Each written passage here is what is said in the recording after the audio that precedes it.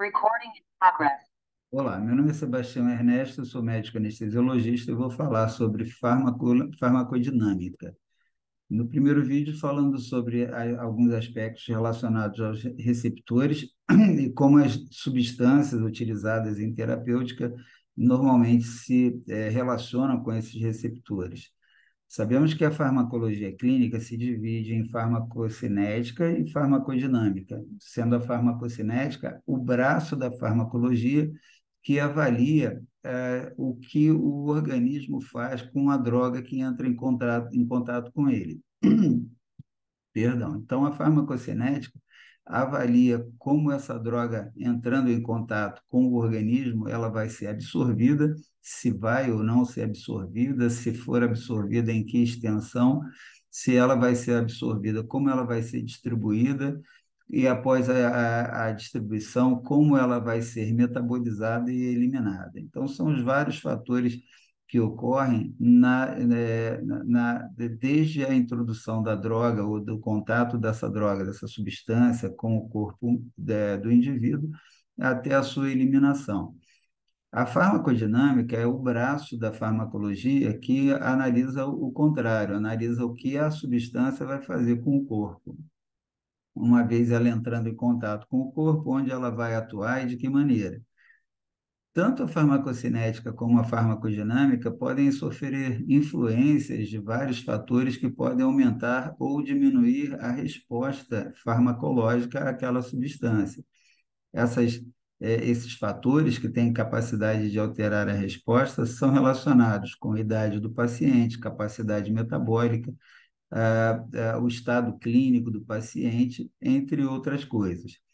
A questão genética que acaba afetando algumas populações e algumas mutações que podem acontecer vai fazer com que haja alteração, né, muitas vezes em enzimas do citocromo P450, por exemplo, pode ter alteração nas proteínas de transporte, tanto na circulação quanto das proteínas de transporte transmembrana, mas pode também causar aumento ou diminuição dos receptores ou alterar a resposta desses receptores quando há o contato com a medicação estudada. Também ocorrem algumas alterações relacionadas à interação medicamentosa, que pode também levar a aumento ou diminuição do efeito dessas substâncias. O principal mecanismo de ação da maioria das drogas é se ligando a uma região celular ou intracelular ou na parede da célula, que é chamada de receptor.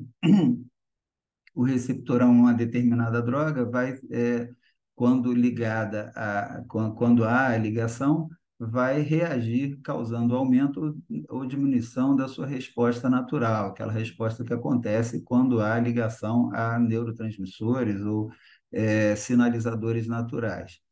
Quando há resposta igual ao do neurotransmissor, por exemplo, dizemos que essa substância é um agonista completo. Ele produz uma resposta igual àquela resposta causada pela ligação do receptor com uma substância que tem a ação natural de ativação desse receptor. Existem substâncias que, ao contrário, elas se ligam ao receptor e não causam resposta nenhuma, e impedem a ligação do neurotransmissor natural, sendo então chamadas de antagonistas, não geram nenhuma resposta. Tanto o agonista quanto os antagonistas são subdivididos. Então, dizemos que o agonista completo, ele vai provocar uma resposta que é igual à do neurotransmissor natural, do sinalizador natural. Existem alguns agonistas que provocam ou produzem uma resposta que é uma fração daquela resposta natural. Então, dizemos que é um agonista parcial. Ele produz apenas 30, 40, 50% da resposta do agente natural e, por isso, é chamado agonista parcial. E essa intensidade da resposta é relacionada à capacidade, à característica intrínseca de cada uma daquelas substâncias. O antagonista neutro é aquele que apenas impede, ele, não, ele tem a afinidade pelo receptor, como o agonista, mas ele não produz nenhuma resposta, ele não é efetivo, ele não causa alteração nenhuma e impede a ligação do agonista e, portanto, não há resposta.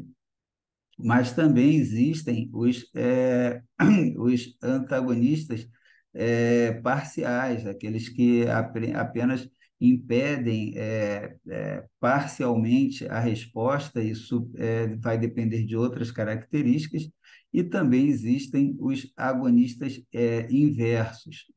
O agonista inverso é aquele agonista, é aquela substância que, ao se ligar ao receptor, vai produzir uma resposta inversa à resposta produzida pela substância que tem ligação natural, o agonista natural daquele receptor. Se o agonista natural produziria a abertura de um canal, por exemplo, iônico, o agonista inverso vai produzir o fechamento, e assim sucessivamente.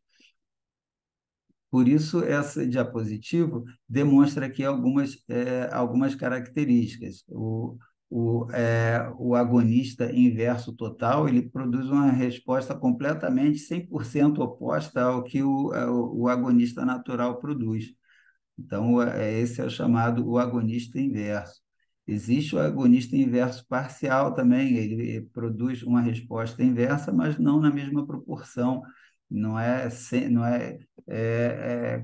diametralmente oposta ao que se apresentaria com o agonista completo. O superagonista é aquele que apresenta uma resposta ainda superior ao agonista natural, aquela resposta que seria causada pelo agonista natural ou pelo agonista completo. Existem substâncias que têm capacidade ainda de causar uma resposta mais intensa, são os superagonistas. E tem os antagonistas silentes ou neutros, são aqueles que apenas impedem, se ligam, todas essas substâncias têm alguma afinidade pelo receptor, mas o antagonista silencioso ou neutro, ele se liga, tem afinidade também, mas não tem nenhuma resposta, ele apenas impede a ligação de outra substância naquele receptor. Ainda, os antagonistas podem ser divididos em competitivos e não competitivos. Isso vai ser visto mais para frente. Em relação aos agonistas, então, os agonistas completos, eles atingem, com a sua resposta plena, uma resposta igual, em intensidade àquela que é produzida pelo agonista natural, enquanto o agonista parcial vai apresentar apenas uma resposta parcial, por mais que aumente a dose dele. E quando há a ligação do agonista ao receptor, ele vai ativar alguma resposta que pode ser a ativação de uma determinada enzima, por exemplo. Nesse diapositivo, a representação gráfica do que é da comparação entre o agonista completo e os agonistas parciais, mostrando aqui que isso vai depender de uma característica intrínseca, onde cada um deles vai ter uma dose efetiva 50. Isso está relacionado com a sua capacidade intrínseca de causar aquele determinado efeito. Se o agonista é completo, ele consegue produzir uma resposta igual ao agonista natural. Se ele é parcial, 70% ou 30% da resposta é o que ele consegue gerar, então a ED50 vai ser proporcionalmente reduzida. Aqui também outro exemplo, não citado anteriormente, de um tipo diferente de agonista, é o coagonista. É uma determinada situação onde a célula só vai responder se houver ligação de dois agonistas, um em cada região do receptor. Então, são os coagonistas. Se houver ligação apenas de uma dessas duas substâncias, não vai haver a resposta. Existem também coantagonistas, como é o caso dos bloqueadores neuromusculares, que tem que bloquear dois lugares diferentes daquele receptor nicotínico da placa motora. Enquanto a acetilcolina age como agonista e coagonista dela mesma, porque ela tem que ter uma molécula de acetilcolina em cada uma das subunidades alfa do receptor nicotínico, para que haja a abertura dele e a despolarização, então, a geração do potencial de ação, o bloqueador neuromuscular tem que ligar a uma dessas subunidades para impedir que elas duas sejam atingidas ou afetadas pela acetilcolina e assim não gere a abertura do canal que é o receptor nicotínico. Aqui, a demonstração de que a atividade da célula, a atividade a qual aquele receptor está ligado, vai ser diretamente relacionado ou inversamente relacionada à dose ou à concentração do antagonista. À medida que a concentração do antagonista sobe, a atividade vai diminuindo progressivamente. Porém, existem, como foi dito anteriormente, dois tipos de antagonistas: os competitivos, onde eles ocupam o receptor e impedem a ação do agonista. E, nesse caso, se você aumentar progressivamente a dose do agonista, é possível que você consiga a resposta desejada. Então, esse gráfico representa a relação entre agonista e antagonista competitivo, onde aquele efeito gerado pelo agonista ele vai ser até possível de ser alcançado, desde que você tenha uma quantidade suficiente de moléculas que, por ação de massa, vai poder deslocar a molécula do antagonista e gerar aquele efeito desejado. Em relação ao bloqueador, ao antagonista não competitivo, que geralmente provoca uma alteração alostérica, ele provoca alteração na proteína do receptor, e aí ele vai progressivamente reduzir a capacidade de o agonista produzir o seu efeito, e por mais que você aumente a dose, nesse caso do agonista, você não vai conseguir atingir o efeito máximo do agonista, como por causa da ação do antagonista não competitivo. Então, com o antagonista competitivo, até certo ponto, você consegue, com o aumento da concentração do agonista, obter a sua resposta máxima possível com o agonista. Mas com a utilização do antagonista não competitivo, isso não é possível. Em relação ao antagonista competitivo, então, comparando aqui os efeitos, se você tem a utilização apenas do agonista, você vai ter uma resposta máxima. Se você coloca meio a meio a concentração das duas substâncias, antagonista e agonista, você tem uma redução proporcional da resposta daquele receptor. Então, aqui você tinha 20 nanomoles do agonista, aqui você tem 20 nanomoles do agonista e do antagonista. Isso faz com que haja uma redução da potência de resposta dessa solução comparado com o agonista puro.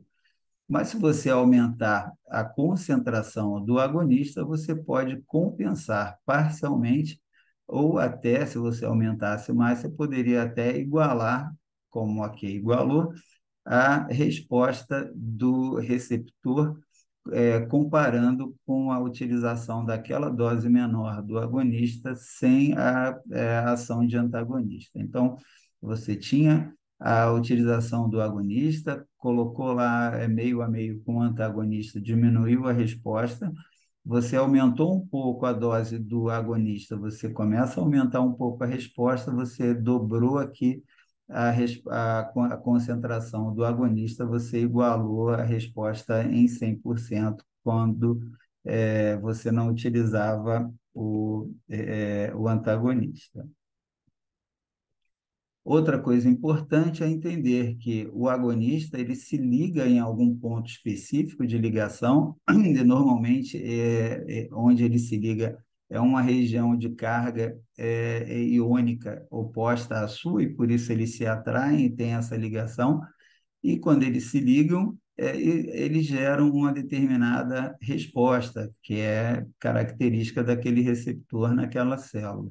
Se existe um antagonista que se liga ali antes do agonista, ele vai impedir a união do receptor ao agonista e não vai haver resposta, o receptor vai ficar inativo. Mas também existem, na maioria dos receptores, a possibilidade de, em 20% do tempo, ter uma ativação espontânea daqueles receptores, isso é demonstrado também. Então, cerca de 80% do tempo, os receptores, se não receberem o seu agonista natural, eles vão ficar inativos. Mas, em 20% do tempo, eles vão sofrer alguma espécie de alteração conformacional e vão se ativar espontaneamente. Demonstrando de novo em gráfico, a utilização de um determinado agonista, aqui no exemplo isoproterenol, ele, na associação com o seu antagonista, que é o propranolol, um beta-bloqueador, vai fazer com que haja uma necessidade de aumento da dose do agonista para obter a mesma resposta. Se você ainda aumenta a quantidade de antagonista, você também vai ter que aumentar a dose do isoproterenol para você poder obter a mesma resposta. Então, isso funciona como se você estivesse tirando potência do agonista utilizando o antagonista competitivo. A potência ela é aumentada, ela é reduzida, perdão, e é compensada pelo aumento da dose do agonista para obter a mesma resposta. Com a utilização do antagonista não competitivo, o que acontece é que você vai perdendo não só a potência fica praticamente a mesma porque você utiliza a mesma dose, mas você vai perder em efetividade. Ele não fica mais tão efetivo, ele não consegue gerar aquela mesma resposta, porque há uma alteração conformacional na estrutura do receptor que faz com que a sua resposta comece a ficar menos efetiva. Aqui não adianta você aumentar a dose do seu agonista natural, aqui no caso foi a norepinefrina ou epinefrina, que você utilizando a fenoxibenzamina, você vai gerar uma incapacidade de conseguir o efeito máximo possível com a utilização do agonista sem a ação do antagonista. Então, em relação à comparação principal de antagonista competitivo com não competitivo, com o antagonista competitivo, você consegue, através do aumento da dose do agonista, compensar a ação daquele antagonista em relação àquele efeito que você está estudando. E quando o antagonista é não competitivo, não adianta aumentar a dose, porque a resposta vai ser sempre menos efetiva, a resposta máxima vai sendo reduzida progressivamente à medida que você aumenta a dose do antagonista. Obviamente, isso é visto num contexto puro, mas é preciso saber que algumas vezes, como por exemplo na utilização do bloqueador neuromuscular, podemos utilizar o antagonista indireto, que é o antagonista, que é o bloqueador neuromuscular, pode ter a sua resposta diminuída com o aumento do agonista, que é a acetilcolina. Isso se consegue utilizando o anticolinesterase. Você utiliza a neostigmina, por exemplo, ela bloqueia a acetilcolinesterase e aumenta a quantidade de acetilcolina, tendendo, então, por ação das massas, a deslocar o bloqueador neuromuscular e então, a possibilidade de encurtar o tempo de bloqueio neuromuscular. Porém, o contexto clínico é um pouco mais complexo que isso, porque a própria neostigmina pode ter alguma ação inibitória sobre o bloqueador neuromuscular, e mesmo se não houvesse, o excesso de dose de neostigmina, pela sua ação vagotônica importante, vai aumentar muito a ação do sistema nervoso parasimpático, aumentando muito salivação, risco de bradicardia, entre outros. mas são contextos mais complexos, mas em relação aos receptores, o que se tem é isso. O bloqueador, o antagonista competitivo, ele pode ser compensada a sua dose em determinado efeito, utilizando o aumento da concentração ou da dose do agonista daquele receptor. Em relação ao não competitivo, você não consegue compensar com o aumento da dose, porque a efetividade vai sendo diminuída progressivamente com o aumento da dose do antagonista.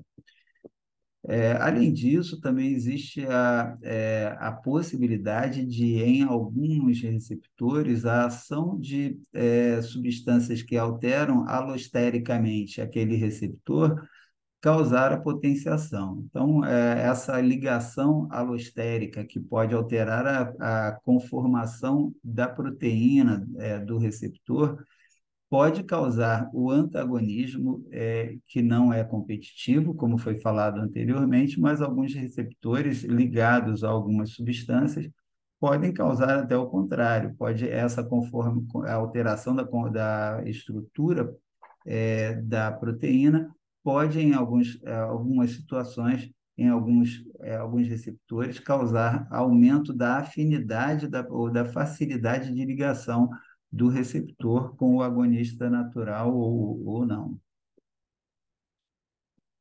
Em relação, então, a essas questões de agonistas e antagonistas, então, esse diapositivo traz algum esclarecimento interessante.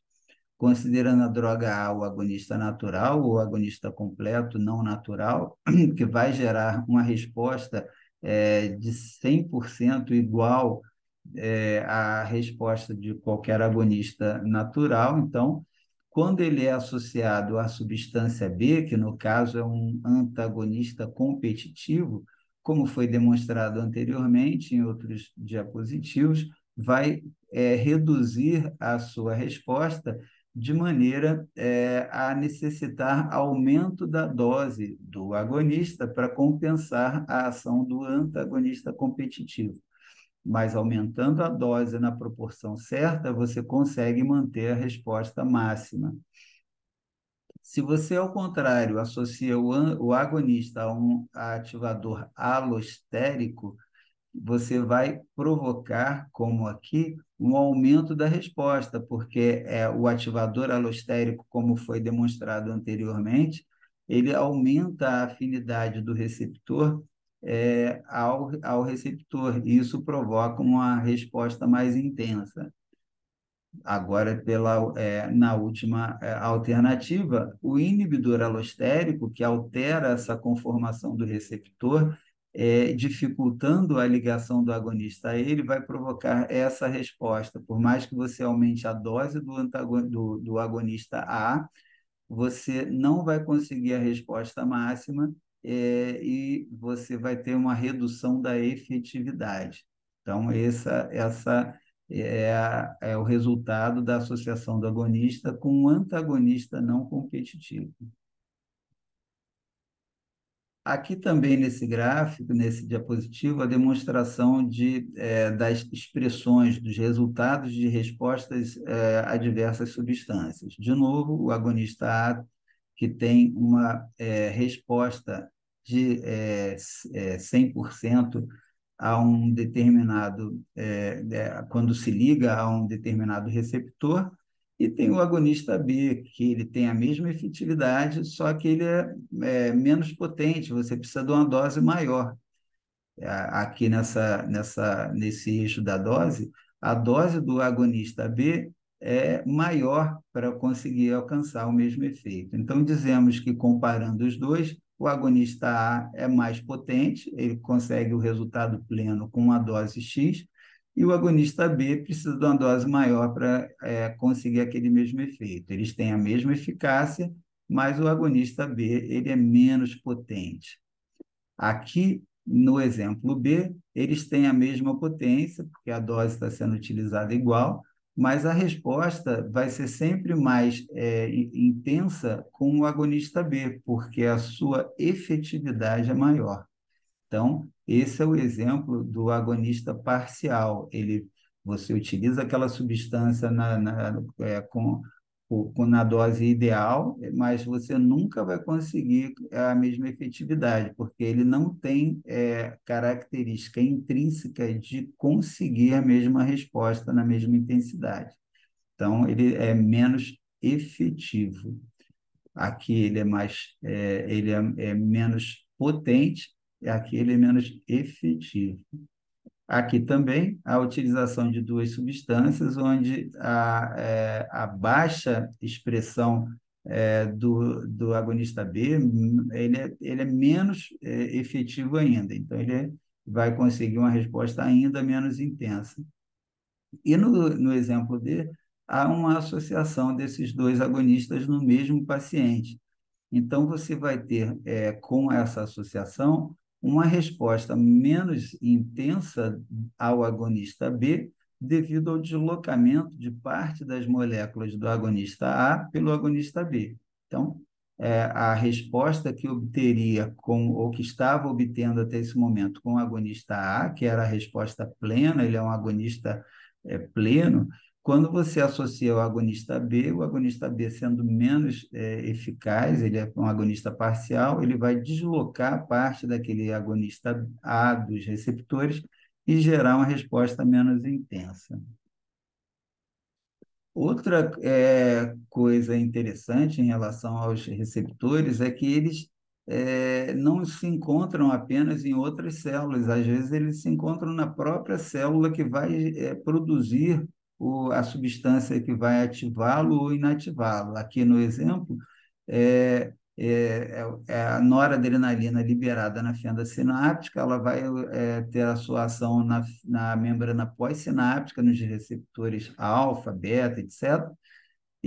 Mas ele também vai ter uma ação em receptores na sua própria célula de origem. Esses receptores são chamados, então, autorreceptores. Eles estão na mesma célula onde aquele neurotransmissor é liberado, e ele pode ter duas funções principais. Uma, de funcionar como mecanismo de feedback negativo, a noradrenalina é liberada na fenda sináptica, age lá na membrana pós-sináptica, e aqui na membrana pré-sináptica ele vai lá e avisa, olha, não precisa mandar mais porque eu já estou aqui. Então, ele exerce essa ação de feedback negativo. Existem outros receptores chamados autorreceptores que têm a ação contrária. Às vezes, ele pode ter o feedback positivo também. Ele é liberado como acetilcolina, muitas vezes, na placa motora, é liberado ali e vai agir no autorreceptor, causando mais liberação ainda de acetilcolina para agir na membrana pós-sináptica no receptor nicotínico. Então, existem também os chamados autorreceptores, são receptores que se encontram na membrana celular da própria célula que produziu o neurotransmissor. Perdão. E aqui acabamos. Então, a primeira parte da apresentação de farmacodinâmica. Espero que tenham gostado do conteúdo. Tem mais a apresentar no vídeo da segunda parte. Muito obrigado e, se gostou, deem um like, compartilhem nosso conteúdo. Muito obrigado.